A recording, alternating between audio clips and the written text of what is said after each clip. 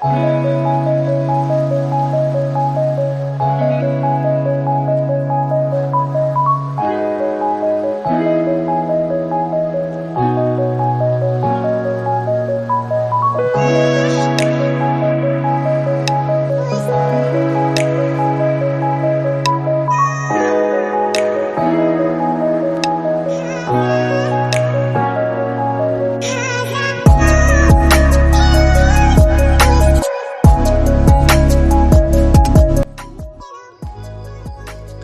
आज हम चलने वाले हैं बांधवगढ़ राष्ट्रीय उद्यान।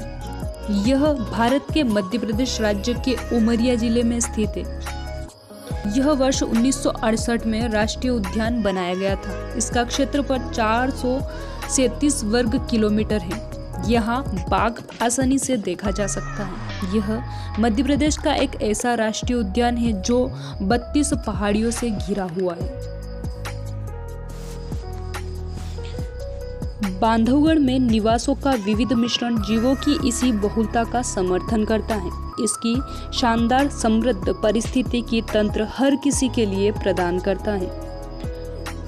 महत्वपूर्ण शिकार प्रजातियों में चीतल, सांभर, भौंकने वाले हिरण, नीलगाय, चिंगारा, जंगली सुअर, चौसिंगा, लंगूर और रिसस मकाक शामिल हैं। उन पर निर्भर बाघ, तेंदुआ, जंगली कुत्ता, भेड़िया और सियार जैसे प्रमुख शिकारी हैं। कम शिकारियों में लोमड़ी, जंगली बिल्ली, रेल, हथेली किलक और आम हैं। उनके अलावा अन्य स्तनधारी मौजूद है। भालू, शाही, भारतीय पेंगोलिन, चमगादड़ के विभिन्न प्रकार के चमगादड़, फल चमगादड़, भारतीय वृक्ष हिलाना और कृतंकों की कई अन्य प्रजातियां शामिल है। एविफुना का भी अच्छी तरह से प्रतिनिधित्व किया जाता है। पार्क के 7 पक्षियों की 250 से अधिक प्रजातियों को दर्ज किया गया है। मध्य भारत मध्य प्रदेश राज्य में स्थित बांधवगढ़ राष्ट्रीय उद्यान दुनिया के उन कुछ स्थलों में से एक है जहां आप बाघों और अन्य वन्य जीवों को उनके मूल वातावरण में देख सकते हैं। 1993 में एक बाघ अभ्यारण्य के रूप में अस्तित्व में आया। बांधवगढ़ बाघ अभ्यारण्य अपने अंगतुकों को विभिन्न प्रकार का साहसिक गतिविधियों और देखने के लिए सुंदर स्थानों का खजाना प्रदान करने के लिए प्रसिद्ध है। यदि आप रॉयल बंगाल टाइगर्स और तेंदुओं जैसे विदेशी जानवरों को करीब से देखने का उत्साह अनुभव करना चाहते हैं तो बांधवगढ़ राष्ट्रीय उद्यान में सफारी सबसे अच्छी चीजों में से एक है। ऐसा कहा जाता है कि बांधवगढ़ में बाघों की आबादी अपने उच्चतम घनत्व पर है और सरकार और राष्ट्रीय उद्यान के कर्मचारियों द्वारा किए गए जबरदस्त प्रयासों के कारण इसमें वृद्धि भी हुई है। परिणाम स्वरूप बाघों को देखना पहले की तुलना में निश्चित रूप से आसान हो गया है। समुद्र तल से लगभग 2624 फीट ऊपर यह पार्क एक पहाड़ी के ऊपर स्थित है। यहाँ से दृश्य विचित्र है। बांधवगढ़ की खोज के दौरान आपको पहाड़ी परिदृश्य और विंध्य पर्वत श्रृंखला की हरी भरी घाटियों के आश्चर्यजनक दृश्यों का आनंद मिलेगा। यह राष्ट्रीय उद्यान मध्य प्रदेश के भीतरी इलाकों में विशाल पेड़ों के एक शानदार छतरी द्वारा संरक्षित है। यह प्रतिष्ठित 2000 साल पुराने बांधवगढ़ किले से ज्यादा दूरी पर नहीं है। आप इस राष्ट्रीय उद्यान का जी भरकर दौरा कर सकते हैं, भले ही आपको किले में प्रवेश करने की अनुमति न हो, क्योंकि यह एक प्रतिबंधित इलाका है। भारत के अधिकांश राष्ट्रीय उद्यानों की तरह बांधवगढ़ भी मानसून के मौसम के लिए 1 जुलाई से 15 अक्टूबर तक बंद रहता है।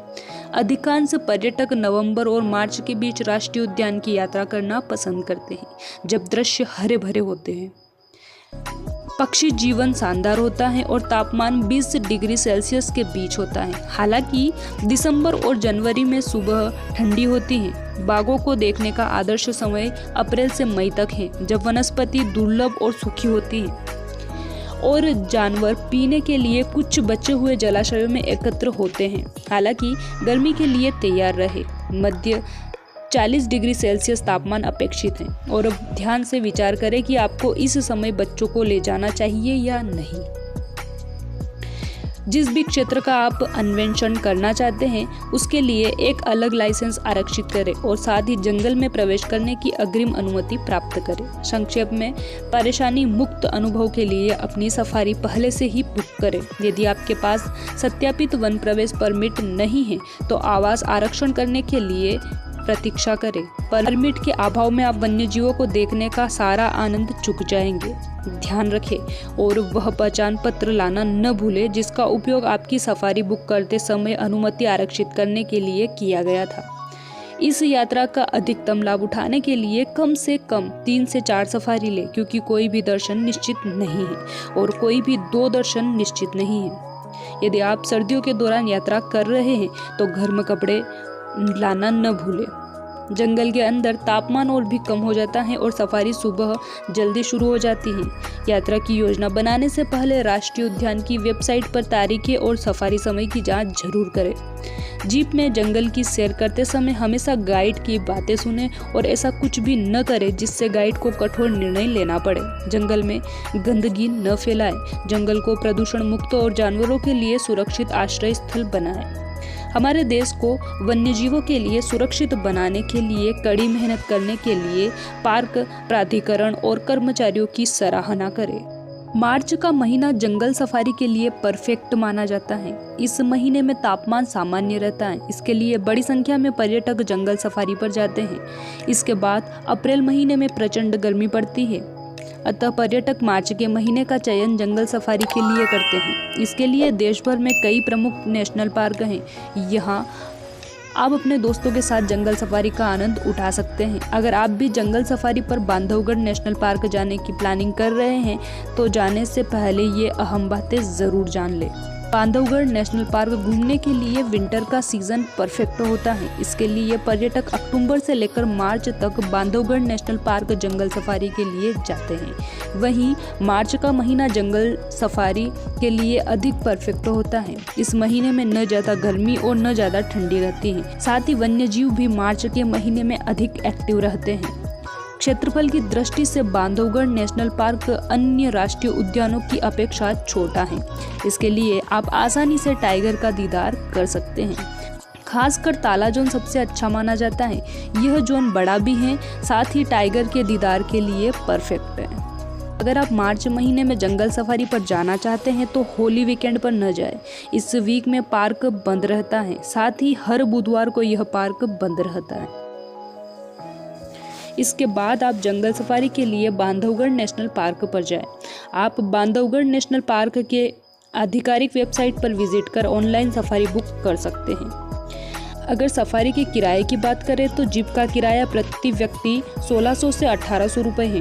वहीं पूरी जीप का किराया 7000 से 8000 तक। वहीं विदेशी सैलानियों के लिए किराया 2000 से 2200 रुपये है, जबकि पूरी जीप का किराया 12000 से लेकर 13000 तक रहेगा।